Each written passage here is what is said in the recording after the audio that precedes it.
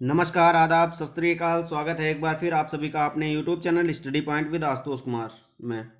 दोस्तों, आज हम लेकर आए हैं मैथ की पैडागॉजी का अगला वीडियो और इस वीडियो में हम लोग 20 प्रश्नों की बात करेंगे जो कि प्रीवियस ईयर में पूछे हुए हैं। इससे पहले हम लोगों ने पैडागॉजी के एक वीडियो के बारे में बात भी की है, उसके आगे हम लोग आज देखेंगे। अगर आप लोगों ने वो वीडियो नहीं देखा है तो वीडियो के चैनल की प्लेलिस्ट में जाकर देख सकते हैं। साथ ही साथ उस वीडियो का लिंक हमने डिस्क्रिप्शन बॉक्स में भी दे दिया है, वहाँ से भी जाकर देख सकते हैं। इससे पहले अगर आप लोग इस वीडियो चैनल पर नए हैं तो प्लीज़ चैनल को सब्सक्राइब कर लीजिए, साथ ही साथ बेल आइकन को भी प्रेस करिए जिससे आगे आने वाले वीडियो आपको आसानी से मिलते रहें। साथ ही साथ वीडियो को अपने दोस्तों के साथ भी शेयर करिए। तो आइए देखते हैं आज का वीडियो। आज की वीडियो का पहला क्वेश्चन कह रहा है कि गणितीय संचारण उल्लेख करता है। किसका उल्लेख करता है ये बताना है हम लोगों को। ऑप्शन दिए गए हैं। ऑप्शन ए कह रहा है कि गणितीय विचारों को समाहित और संगठित करने की क्षमता। ऑप्शन बी कह रहा है कि समस्याओं को सुलझाने की क्षमता। ऑप्शन सी कह रहा है कि गणित प्रश्नोत्तरी में भाग लेने का कौशल। ऑप्शन डी कह रहा है कि गणित के कक्षा में बोलने की क्षमता। तो इसमें से कौन सा ऑप्शन सही हो जाएगा ये बताना है हमें। गणितीय संचारण का उल्लेख कौन सा जो है ऑप्शन करता है ये बताना है। तो इसका ऑप्शन जो ए है वो सही हो जाएगा। ऑप्शन ए जो है गणितीय विचारों को समाहित और संगठित करने की क्षमता, ये इसका ऑप्शन सही हो जाएगा। तो option A is correct, option A सही है। इसके आगे देखेंगे अगला क्वेश्चन कह रहा है कि राष्ट्रीय पाठ्यचर्या रूपरेखा एनसीएफ वर्ष 2005 के अनुसार प्राथमिक विद्यालयों में गणित पढ़ाने का मुख्य उद्देश्य निम्नलिखित में से कौन सा नहीं है। कौन सा नहीं है ये बताना है हम लोगों को। कौन सा उद्देश्य नहीं है ये बताना है हम लोगों को। ऑप्शन देखेंगे। ऑप्शन ए कह रहा है कि बच्चे की सोच विचार प्रक्रिया को गणितीय रूप देना। ऑप्शन बी कह रहा है कि बच्चे के संदर्भ में गणित का वर्णन करना। ऑप्शन सी कह रहा है कि समस्या समाधान के कौशल को बढ़ाना। ऑप्शन डी कह रहा है कि गणित के उच्चतर पढ़ाई की तैयारी कराना। तो इसमें से कौन सा ऑप्शन सही हो जाएगा, मतलब एनसीएफ 2005 के अनुसार कौन सा गणित पढ़ाने का मुख्य उद्देश्य नहीं होगा, कौन सा नहीं है ये बताना है। तो इसमें से ऑप्शन ए, तो इसका ऑप्शन ए जो है वो सही हो जाएगा। बच्चे की सोच विचार प्रक्रिया को गणितीय रूप देना, ये एनसीएफ के अनुसार सही नहीं है। एनसीएफ के अनुसार गणित पढ़ाने का उद्देश्य नहीं है। तो इसका ऑप्शन ए सही हो जाएगा। Option A is correct, option A सही है। इसके आगे बात करेंगे अगले क्वेश्चन की। अगला क्वेश्चन कह रहा है कि प्राथमिक स्तर पर गणित की पाठ्य पुस्तकों की सबसे अधिक महत्वपूर्ण विशेषता निम्नलिखित में से कौन सी है। सबसे अधिक महत्वपूर्ण विशेषता बतानी है। ऑप्शन दिए गए हैं। ऑप्शन ए कह रहा है कि संकल्पनाओं का उच्चतर कक्षाओं में संबंध जोड़ा जाना चाहिए। ऑप्शन बी कह रहा है संकल्पनाओं को जटिलता से सरल रूप में प्रदर्शित किया जाना चाहिए। ऑप्शन सी कह रहा है कि संकल्पनाओं को पूर्णतया श्रेणीबद्धता में प्रस्तुत किया जाना चाहिए।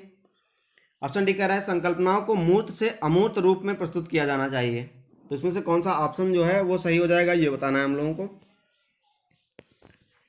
तो इसका ऑप्शन जो डी है वो सही हो जाएगा। संकल्पनाओं को मूर्त से अमूर्त रूप से प्रस्तुत किया जाना चाहिए, मूर्त से अमूर्त रूप में प्रस्तुत किया जाना चाहिए, ये इसका आंसर जो है सही हो जाएगा। तो इसका ऑप्शन जो डी है वो सही है। Option D is correct, option D सही है। इसके आगे बात करेंगे अगले क्वेश्चन की। अगला क्वेश्चन कह रहा है कि ज्यामितीय समझ को विकसित करने के लिए निम्नलिखित में से कौन सा श्रेणी क्रम सही है। कौन सा श्रेणी क्रम सही है ये बताना है हम लोगों को। ज्यामितीय समझ को विकसित करने के लिए किसको, ज्यामितीय समझ को विकसित करने के लिए कौन सा ऑप्शन सही है, कौन सा श्रेणी क्रम सही है ये बताना है हम लोगों को। ऑप्शन दिए गए हैं, ऑप्शन देखेंगे हम लोग।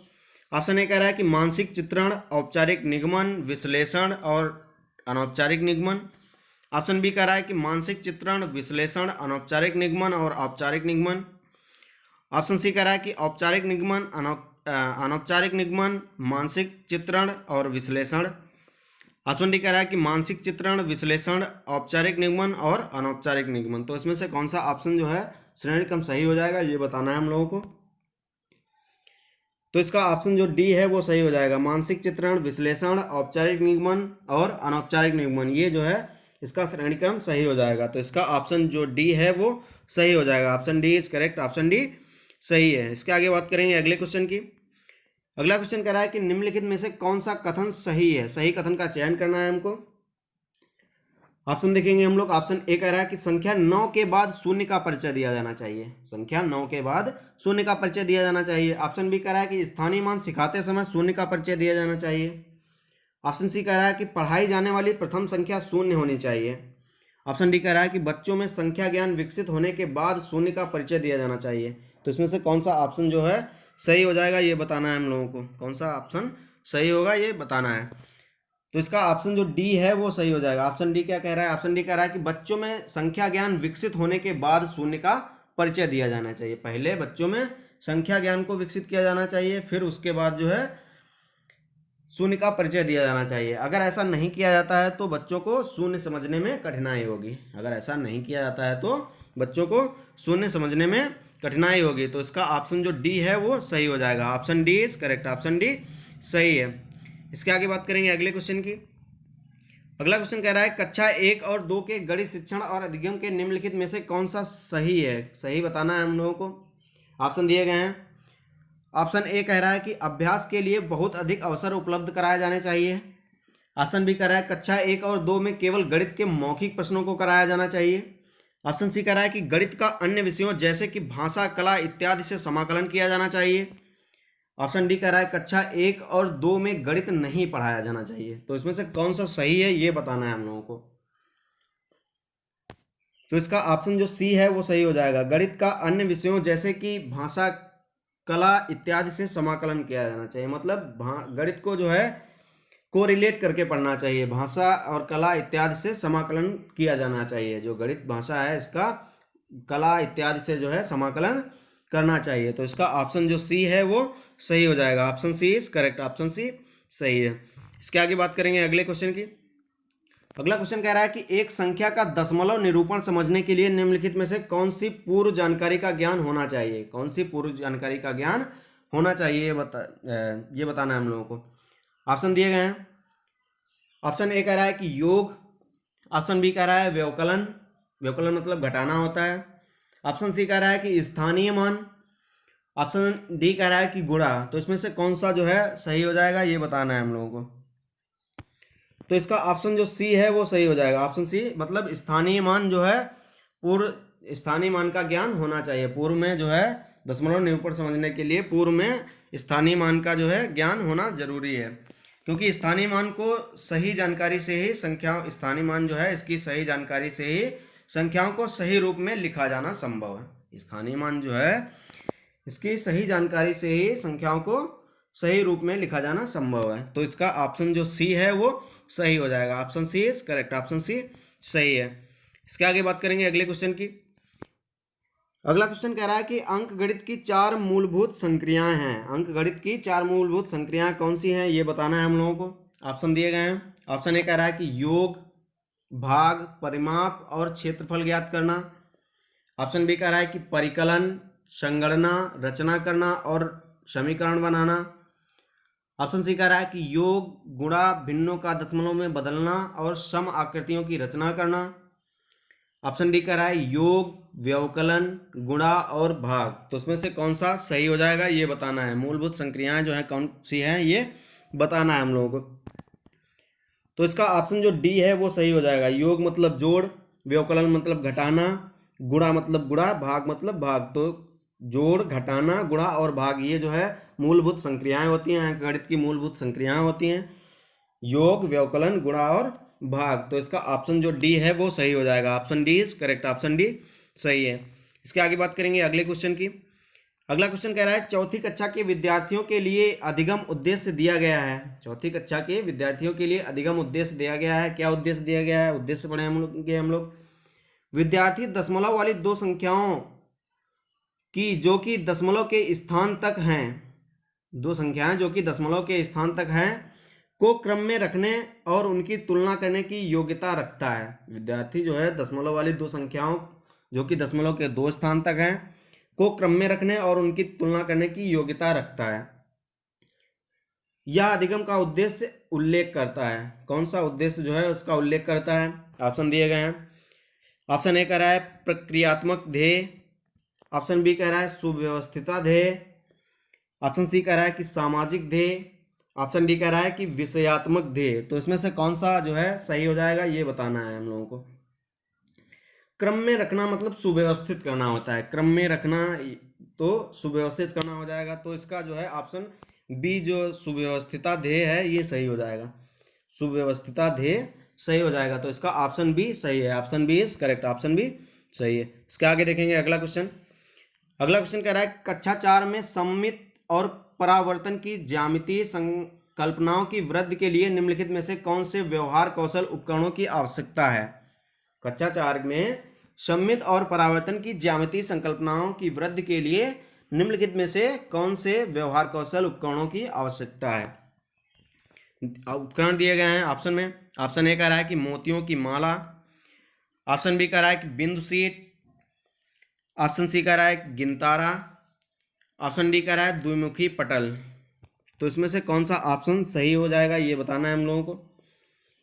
तो इसका ऑप्शन जो बी है वो सही हो जाएगा। बिंदु सीट के द्वारा जो है इसकी जो है सममित और परावर्तन की ज्यामितीय संकल्पना में जो है वृद्धि की जा सकती है, कि वृद्धि के लिए जो है बिंदु सीट उपयोगी है, बिंदु सीट की आवश्यकता होगी। तो इसका ऑप्शन जो बी है वो सही हो जाएगा, option B is correct, option B सही है।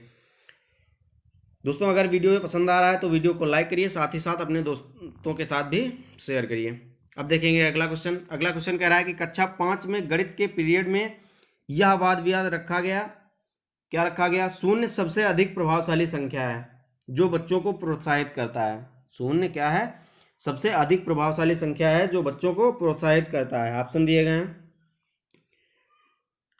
ऑप्शन ए कह रहा है कि विश्लेषण और संश्लेषण में, ऑप्शन बी कह रहा है कि वे संख्याएं लिखने में जिनमें शून्य हो, ऑप्शन सी कह रहा है कि वे संख्याएं लिखने में वे समस्याएं लिखने में जिसमें शून्य हो, ऑप्शन डी कह रहा है मित्रों को सहयोग देने में। तो इसमें से कौन सा ऑप्शन सही हो जाएगा ये बताना है हम लोगों को। तो इसका ऑप्शन जो ए है वो सही हो जाएगा। विश्लेषण और संश्लेषण में जो है शून्य सबसे अधिक प्रभावशाली संख्या है, ऐसा बताया गया है। तो इसका ऑप्शन ए जो है वो सही हो जाएगा, option B A is correct, option A सही है। इसके आगे बात करेंगे अगले क्वेश्चन की। अगला क्वेश्चन कह रहा है कि यदि एक शिक्षार्थी को संख्याओं और परिकलन में समस्या हो रही है तो असमर्थता हो सकती है जिसका नाम है। क्वेश्चन क्या कह रहा है, क्वेश्चन कह रहा है कि यदि एक शिक्षार्थी को संख्याओं और परिकलन में समस्या हो रही है, किसमें समस्या हो रही है, संख्याएं और परिकलन में समस्या हो रही है, तो असमर्थता हो सकती है जिसका नाम है। तो जो असमर्थता हो सकती है उसका क्या नाम है ये बताना है हम लोगों को। ऑप्शन दिए गए हैं। ऑप्शन ए कह रहा है कि लेखन अक्षमता, लेखन अक्षमता को डिस्ग्राफिया कहते हैं। ऑप्शन बी कह रहा है कि गणितीय अक्षमता, गणितीय अक्षमता को डिस्कैल्कुलिया कहते हैं। ऑप्शन सी कह रहा है कि दृश्य स्थानिक संगठन में असमर्थता। ऑप्शन डी कह रहा है कि पठन अक्षमता, पठन अक्षमता को डिसलेक्सिया कहा जाता है। तो उसमें से कौन सा ऑप्शन जो है सही हो जाएगा, मतलब संख्याओं और परिकलन की समस्या से संबंधित कौन सा ऑप्शन सही हो जाएगा। तो इसका ऑप्शन जो बी है वो सही हो जाएगा। कौन सा ऑप्शन, ऑप्शन बी जो है गणितीय अक्षमता, मतलब डिस्कैल्कुलिया कहा जाता है, गणितीय अक्षमता को डिस्कैल्कुलिया कहा जाता है। तो ये जो है सही हो जाएगा, मतलब ऑप्शन बी जो है वो सही हो जाएगा। और इससे बच्चे जो है गणित को समझने व गणना करने में कठिनाई होगी। जो डिस्कैल्कुलिया है इसके द्वारा बच्चे में गणित को समझने और गणना करने में कठिनाई होती है। तो इसका ऑप्शन बी सही हो जाएगा, option B is correct, option B सही है। इसके आगे बात करेंगे अगले क्वेश्चन की। अगला क्वेश्चन कह रहा है कि प्राथमिक स्तर पर शिक्षार्थियों के लिए व्यावहारिक उपकरणों का महत्व है क्योंकि यह बहुत मदद करते हैं। किसमें मदद करते हैं ये बताना है हम लोगों को। ऑप्शन ए कह रहा है कि मानसिक और मौखिक परिकलन की गति बढ़ाने के लिए। ऑप्शन बी कह रहा है कि परीक्षा में बेहतर प्रदर्शन करने के लिए। ऑप्शन सी कह रहा है कि मूल गणितीय संकल्पनाओं को समझने के लिए। ऑप्शन डी कह रहा है कि शब्दों में व्यक्त समस्याओं को हल करने के लिए। तो इसमें से कौन सा ऑप्शन सही हो जाएगा ये बताना है हम लोगों को।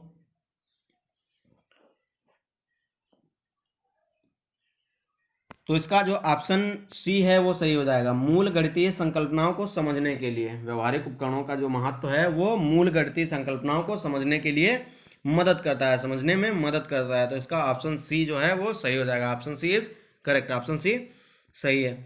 इसके आगे बात करेंगे अगले क्वेश्चन की। अगला क्वेश्चन कह रहा है कि निम्नलिखित में से कौन सा खुला अंत वाला प्रश्न है, कौन सा जो है खुले अंत वाला प्रश्न है ये बताना है हम लोगों को। ऑप्शन दिए गए हैं। ऑप्शन ए कह रहा है कि आप 15 को 3 से गुणा किस प्रकार करेंगे। ऑप्शन बी कह रहा है कि कोई दो संख्याएं लिखिए जिनका गुणनफल 45 हो।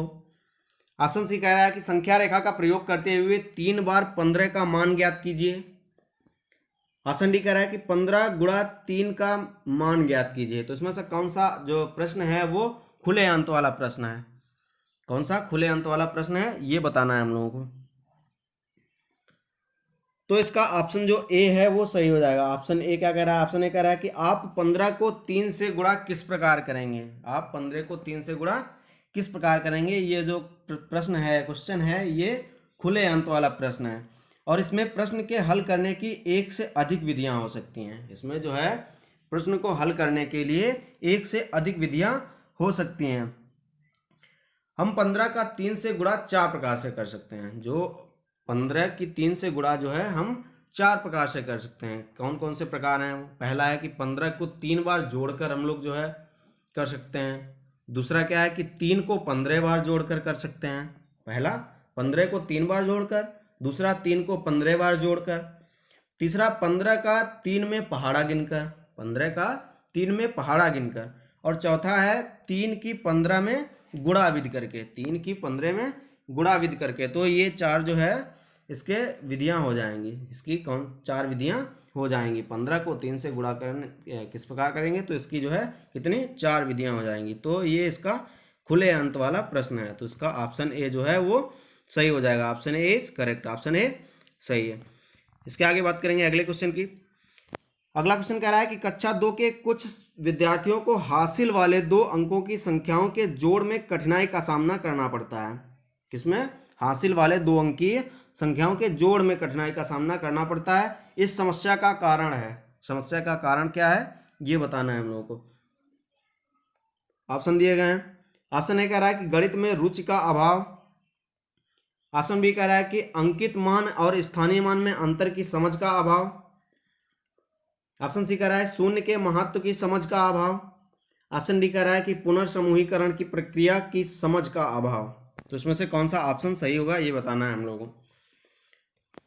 तो इसका ऑप्शन जो डी है वो सही हो जाएगा। पुनर्समूहीकरण की प्रक्रिया की समझ का अभाव जो है इसका कारण हो जाएगा, समस्या का कारण हो जाएगा। हासिल लेने वाले 2 अंकों की संख्याओं के जोड़ में कठिनाई होगी तो इसका क्या कारण होगा? तो इसका कारण हो जाएगा पुनर्समूहीकरण की प्रक्रिया जो है उसमें समझ का अभाव। तो इसका ऑप्शन डी जो है वो सही हो जाएगा। Option D is correct. Option D सही है। इसके आगे बात करेंगे अगले क्वेश्चन की। अगला क्वेश्चन कह रहा है कि प्राथमिक स्तर पर गणित की अच्छी पाठ्यपुस्तक के लिए निम्नलिखित में से कौन सी विशेषता जो है महत्वपूर्ण है? कौन सी विशेषता महत्वपूर्ण है ये बताना है हम लोगों को। ऑप्शन दिए गए हैं, ऑप्शन देखेंगे हम लोग। ऑप्शन ए कह रहा है कि उसमें अवधारणाओं का परिचय संदर्भों के द्वारा दिया जाना चाहिए। ऑप्शन बी कह रहा है कि उसमें केवल बहुत से अभ्यास होने चाहिए जिससे कि यथातथ्य अभ्यास किया जा सके। ऑप्शन सी कह रहा है कि वह आकर्षक और रंगीन होनी चाहिए। ऑप्शन डी कह रहा है कि वह मोटी और बड़ी होनी चाहिए। तो इसमें से कौन सा जो ऑप्शन है वो सही हो जाएगा? मतलब सबसे जो है विशेषता, कौन सी विशेषता जो है सबसे महत्वपूर्ण हो जाएगी, विशेषता महत्वपूर्ण हो जाएगी, ये बताना है हम लोगों को। तो इसका ऑप्शन जो ए है वो सही हो जाएगा। ऑप्शन ए क्या कह रहा है? ऑप्शन ए कह रहा है कि उसमें अवधारणाओं का परिचय संदर्भों के द्वारा दिया जाना चाहिए। जो अवधारणाएं हैं उनका परिचय संदर्भों के द्वारा दिया जाना चाहिए, मतलब उनका संदर्भ जो है किया जाना चाहिए, संदर्भों के द्वारा उनका परिचय दिया जाना चाहिए। तो इसका ऑप्शन ए जो है वो सही हो जाएगा। Option A is correct. Option A सही है। इसके आगे बात करेंगे अगले क्वेश्चन की। अगला क्वेश्चन कह रहा है कि गणित की कक्षा में संप्रेषण का उल्लेख किस क्षमता का विकास करना है? गणित की कक्षा में संप्रेषण का उल्लेख किस क्षमता का विकास करना है? ऑप्शन देखेंगे हम लोग। ऑप्शन ए कह रहा है कि दंड आरेख को देखकर आंकड़ों का अर्थ लगाना। ऑप्शन बी कह रहा है कक्षा में पूछे गए प्रश्नों का तुरंत उत्तर देना। ऑप्शन सी कह रहा है कि गणित की समस्याओं पर दूसरे के विचारों का खंडन करना। ऑप्शन डी कह रहा है कि गणितीय विचार को सुव्यवस्थित, संचित और स्पष्ट करना। तो इसमें से कौन सा जो है ऑप्शन सही हो जाएगा? मतलब संप्रेषण का उल्लेख किस क्षमता के द्वारा किया जाएगा? तो इसका जो ऑप्शन डी है वो सही हो जाएगा। कौन सा ऑप्शन? ऑप्शन डी जो है गणितीय विचार को सुव्यवस्थित, संचित और स्पष्ट करना, ये सही हो जाएगा। Option D is correct. Option D सही है। इसके आगे देखेंगे अगला क्वेश्चन। अगला क्वेश्चन कह रहा है कि यदि एक विद्यार्थी पूर्णांकों, भिन्नों और दशमलव संख्याओं पर चारों आधारभूत संक्रियाएं मतलब जोड़, घटाना, गुणा और भाग संपन्न करने में असमर्थ है तो वह, ऑप्शन दिए गए हैं। ऑप्शन ए कह रहा है कि विभाजनात्मक अवस्था में है। ऑप्शन बी कह रहा है कि उपादान अवस्था में है। ऑप्शन सी कह रहा है संक्रियात्मक अवस्था में है। ऑप्शन डी कह रहा है कि परिमाणात्मक अवस्था में है। तो इसका कौन सा ऑप्शन सही हो जाएगा ये बताना है हम लोगों को। तो आधारभूत संक्रियाएं जो है कौन कौन सी होती हैं, जोड़, घटाना, गुणा और भाग, तो ये संक्रियात्मक अवस्था में हो जाएगा। किसमें हो जाएगा? संक्रियात्मक अवस्था में। तो इसका ऑप्शन जो सी है वो सही हो जाएगा। Option C is correct. Option C सही है। ऑप्शन सी जो है वो सही है। इसके आगे देखेंगे अगला क्वेश्चन। अगला क्वेश्चन कह रहा है कि राष्ट्रीय पाठ्यचर्या रूपरेखा 2005 सिफारिश करता है कि प्राथमिक स्तर पर गणित की शिक्षा का केंद्र होना चाहिए। क्या होना चाहिए? ऑप्शन में देखेंगे हम लोग। ऑप्शन ए कह रहा है कि उच्चतर गणित के लिए तैयारी। ऑप्शन बी कह रहा है कि गणित के अमूर्त विचार जानना। ऑप्शन सी कह रहा है कक्षा कक्ष में की गई पढ़ाई को विद्यार्थियों की दैनिक जिंदगी से जोड़ने में सहायता करना।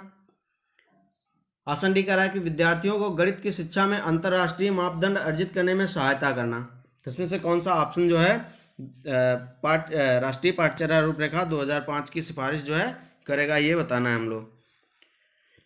तो इसका जो ऑप्शन सी है वो सही हो जाएगा। कक्षा कक्ष में की गई पढ़ाई को विद्यार्थियों की दैनिक जिंदगी से जोड़ने में सहायता करना, मतलब जो दैनिक दिनचर्या है उससे जोड़ने में सहायता करना। तो इसका ऑप्शन सी जो है वो सही हो जाएगा। Option C is correct. Option C सही है। इसके आगे देखेंगे अगला क्वेश्चन, अगला और इस वीडियो का अंतिम क्वेश्चन। लास्ट क्वेश्चन कह रहा है कि निम्नलिखित में से कौन सा संख्या की समझ का महत्वपूर्ण पहलू नहीं है? संख्या की समझ का महत्वपूर्ण पहलू नहीं है, नहीं बताना है। ऑप्शन देखेंगे हम लोग। ऑप्शन ए कह रहा है कि पंक्तिबद्धता।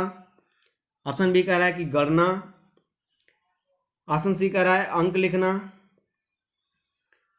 ऑप्शन डी कह रहा है संरक्षण।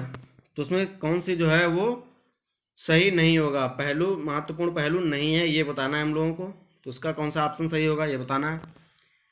तो इसका ऑप्शन जो है संरक्षण सही हो जाएगा। संरक्षण मतलब ऑप्शन डी सही हो जाएगा। Option D is correct. Option D सही है। दोस्तों वीडियो कैसा लगा ये वीडियो कमेंट बॉक्स में कमेंट करके बताइए। अगर अच्छा लगा है तो वीडियो को लाइक करिए, साथ ही साथ चैनल को सब्सक्राइब करिए तथा वीडियो को अपने दोस्तों के साथ भी शेयर करिए। अब मिलते हैं अगले वीडियो में, तब तक के लिए नमस्कार।